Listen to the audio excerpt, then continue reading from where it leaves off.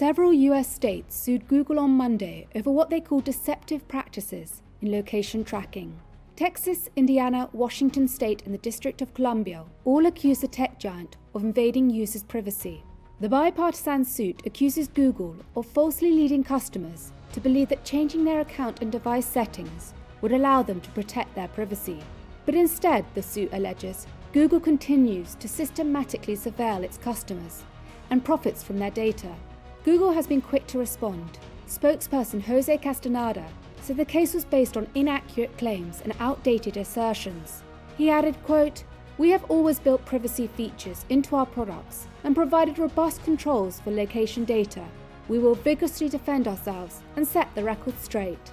A similar case was filed against Google by the state of Arizona in 2020. It alleged the US firm used deceptive and unfair practices to obtain the location data of users. That lawsuit is pending.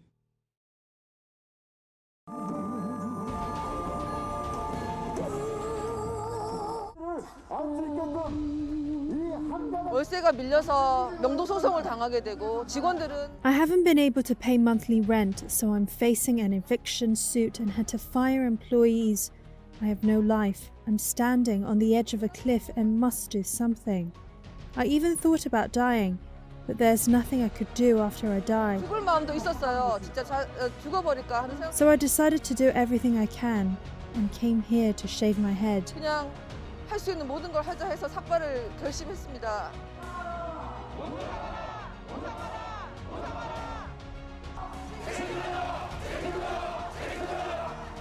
The government is always talking about compensating, but they don't actually give us compensation. We came here to receive real compensation for our losses and to have the freedom to operate whatever business hours we want. 나온 겁니다. 일정에 대한 차질이 조금 있어서 다소 늦은 보상으로 그 책임을 다할 것입니다. We're going to turn our pain into purpose. We're going to unite and take action. New York City Mayor Eric Adams on Monday unveiled an aggressive plan to tackle gun violence in the city following a spate of deadly crimes, including the fatal shooting of a New York City police officer. We will start by putting more officers on patrol in key neighborhoods throughout the city. 2 police officers were shot in Harlem last week while responding to a domestic violence call, leaving one dead and the other in critical condition.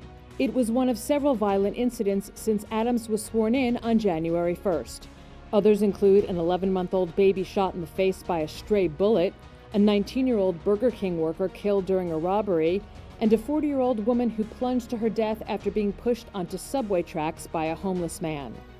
As in many U.S. cities, murders and gun violence have surged over the past 2 years in New York. Experts say the trend partly reflects the social disruption from the pandemic and its effect of reducing the number of police officers on duty. While still calling New York the safest big city in America, Adams, a former police captain himself, vowed to put more police officers on the streets within weeks as part of his blueprint to end gun violence. The officers will be identifiable as New York Police Department employees and will have body-worn cameras and enhanced training and oversight. Gun violence is a public health crisis. There's no time to wait. We must act. The sea of violence comes from many rivers. We must dam every river that feeds this greater crisis. To do that, Adams said he will focus on stemming the flow of guns. Last year, over 6,000 guns were confiscated. Saying New York had become a dumping ground, Adams added that travelers into New York City will now be screened for illegal weapons with facial recognition technology with new spot checks at various entry points. Certainly at this point, in many places around the world that already have experienced the Omicron surge, we are beginning to see very abrupt decrease in numbers of cases. It doesn't mean it's happening everywhere because the wave of Omicron reached certain parts of the country before other parts and certain countries before other countries. I think the peaks and the falling and the drop in cases is going to go in waves from east to west largely because that's how Omicron did hit this country in particular. So I think overall, because of the large numbers of populations on the Northeast and the East Coast, is that we influence very much what happens in terms of the numbers in the country overall. I think we're beginning to see already peaking in the United States overall. But does that mean that we've peaked everywhere? The answer is no. I think for many people, there's been this sense of almost an anticipation or a hope that there'll be one day when COVID will be completely gone. That they'll wake up and say, okay, today there's no more COVID and yesterday there was COVID. This is very, very unlikely.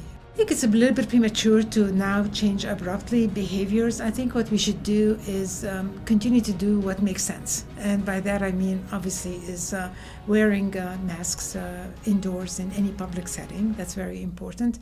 As well as, using the testing strategically, not to just get tested for the sake of getting tested if you don't have any symptoms.